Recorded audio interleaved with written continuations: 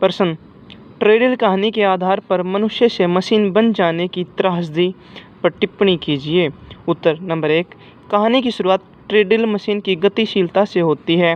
Press में एक ट्रेडल machine थी। कहानी का अंतिम वाक्य है, हाँ, दोनों ट्रेडल मशीनें गतिशील हो गई। दूसरी ट्रेडल मशीन कहाँ से आई? खरीदी तो नहीं गई थी। के विनायक मूर्ति ही दूसरी ट्रेडल मशीन के रूप में गतिशील है।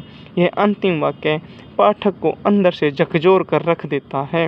नंबर 2, क्या आप बता सकते हैं कि एक मनुष्य यंत्र में तब्दील हो गया, ऐसा क्यों हुआ?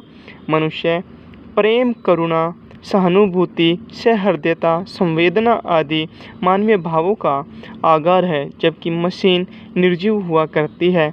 मशीन की न तो कोई इच्छा होती है और न ही अभिलाषा। उसे जैसे चलाना चाहे चला सकते हैं, ऐसी ही हालत कहानी के नायक की भी हो गई है। मुदलियार की आज्ञा के अनुसार चलता रहता है। नंबर 3, आपने कभी विचार किया है कि जीता जागता मनुष्य मशीन कैसे बन जाता है? आधुनिक ज्ञान विज्ञान के विकास ने मानव को ढेरों साधन उपलब्ध कराए हैं।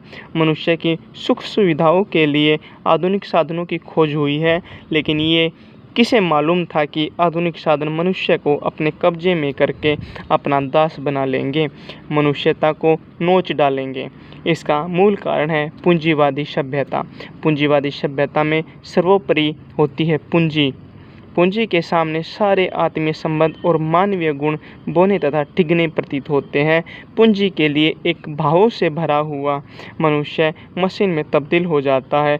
इंसानियत नामक शब्द मात्र कथन बनकर रह जाता है। हृदय से इंसानियत गायब हो जाती है। पूंजीवादी सभ्यता के कारनामे को ट्रेडल नामक कहानी बखूबी उजागरित करती है। नंबर 4, आलोच्य कहानी में एक मार्मिक प्रसंग चित्रित हुआ है।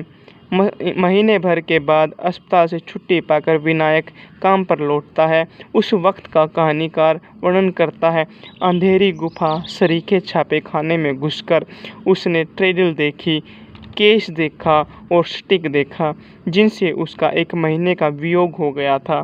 पता नहीं क्या सूझा या उसने ट्रेडल को गले लगाकर सांस भरी।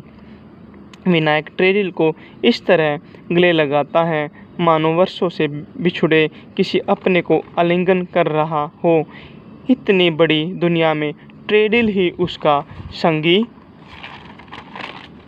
साथी सब कुछ है। विनायक की दुनिया ट्रेडल की दुनिया तक सीमित है। विनायक के अंतर्मन की परत दर परत को कहानीकार ने बखूबी उन्मुक्त किया है।